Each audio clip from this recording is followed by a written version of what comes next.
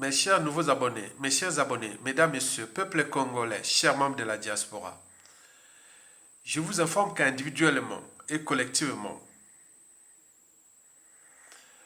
qu'après le 4 mars 2012 et impacts et conséquences, qui sont d'ailleurs d'actualité, nous avions désormais un deuxième site identique à celui du 4 mars 2012. Ce site-là, c'est celui des détours jumelles à Pila, à Brazzaville, nouvellement inauguré par le despote Denis Sassou Nguesso au crépuscule. Pour le compte de son clan et de leurs partenaires étrangers exploitant notre pays comme leurs propriétés privées. Par ailleurs, ce qui est révoltant, c'est que ces détours jumelles sont situés sur un site classé Céveso 3. Explication. Si vous aviez le sens d'observation ou de l'observation, vous remarquerez comme moi qu'à moins de 80 mètres de ces détours jumelles, vous avez 3 entrepôts. Je ne connais pas le volume, mais c'est énorme.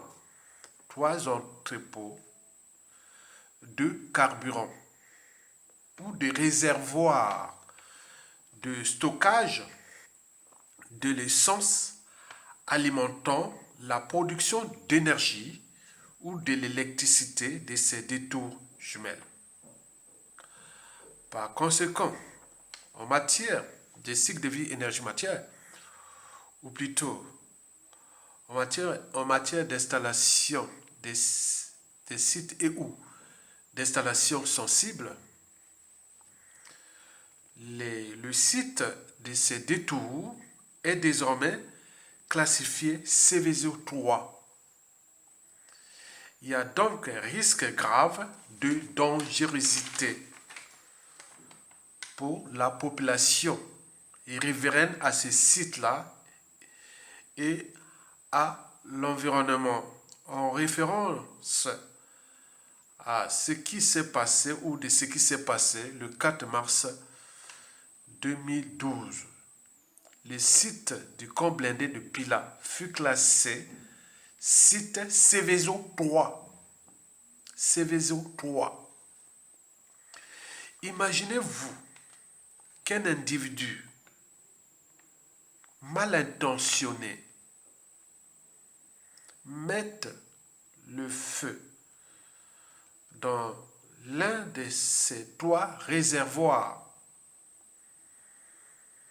L'embrasement ou les risques de l'embrasement de ces 3 réservoirs-là est élevé. Donc tous les sites et les toitures-là vont se retrouver dans le feu. Vous voyez les 3 réservoirs-là que vous voyez en bas là, 3 réservoirs-là. Je ne sais pas quelle est la quantité qui stocke de carburant pour alimenter la centrale électrique là, et qui est énergivore, puisqu'ils les avaient acheté ça, je pense, dans les années 2005-2006. Après, bon, ben, c'était vraiment énergivore et c'était tombé en panne et tout compagnie. Ils ont réparé ça, donc ils l'ont mis là pour alimenter provisoirement ces détours-là, dont on ne sait même pas l'utilité. Est-ce que c'est pour les logements? Est-ce que ce sont des affaires? Mais ça appartient à qui et autres? Au moment où la condition humaine, sociale et existentielle des Congolais est catastrophique, on met de l'argent là, l'argent vient d'où? On veut construire où? Là.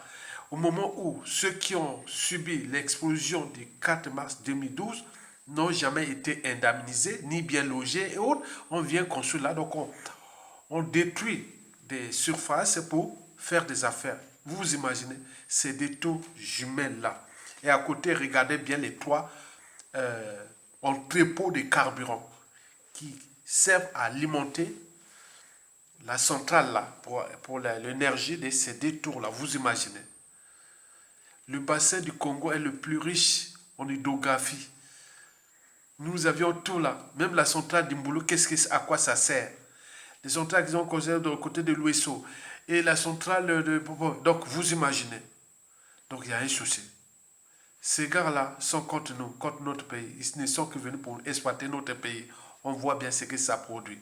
Observez vous-même les trois dépôts de carburant qui sont là. S'il y a quelqu'un qui est mal intentionné, ils mettent feu en fonction de la météo, puisque entre septembre ou octobre jusqu'à juin, il fait chaud. Et là, si quelqu'un boum, ça explose. Donc, Sassou Nguesso, indirectement, intentionnellement, vient de remettre en place un autre deuxième site du 4 mars qui est disons, en perspective, parce que regardez bien, est-ce que vous travaillez là, dans ces deux tours jumelles-là, et vous, à 20 mètres, à 30 mètres, là, vous avez deux bombes atomiques là, qui sont là, que ça explose, boum, tout s'embrase, tous les secteurs. Donc c'est dangereux pour la population riveraine et tous ceux qui viendront visiter ces sites-là. Vous imaginez ces gens-là, qu'est-ce qu'ils réfléchissent? Donc, imaginez vous travaillez là ou vous logez là. Attends, c'est très très dangereux.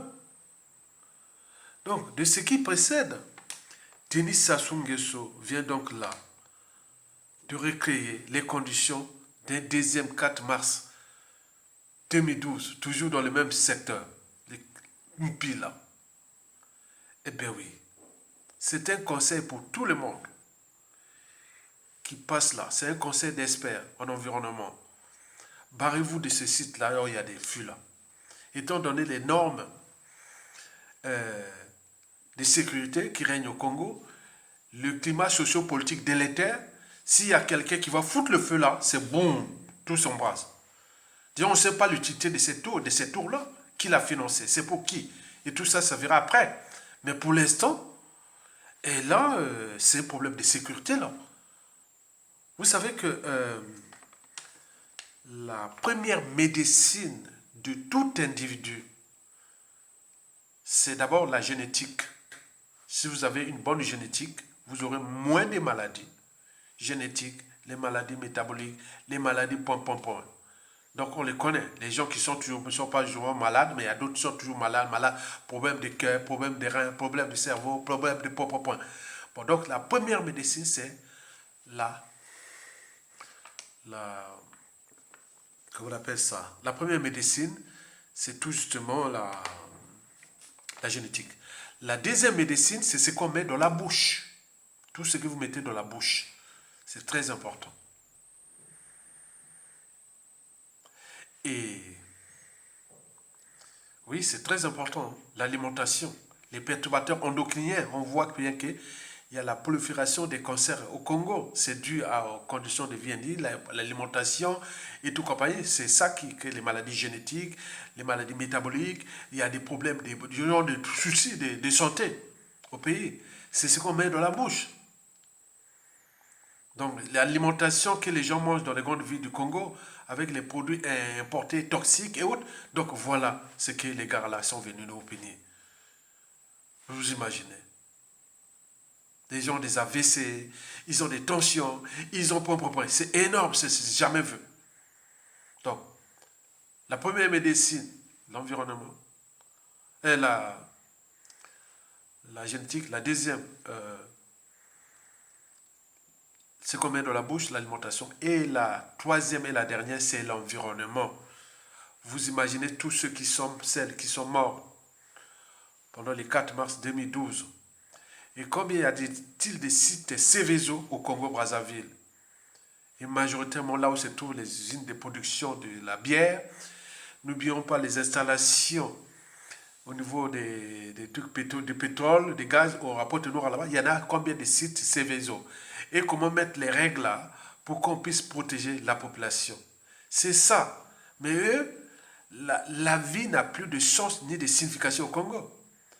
Mais donc nous cherchons là les moyens de mobiliser les uns les autres. Parce qu'on a cherché sur, pardon, politiquement, les changements de constitution, on cherchait à mobiliser, non. Les hold-up électoraux, non.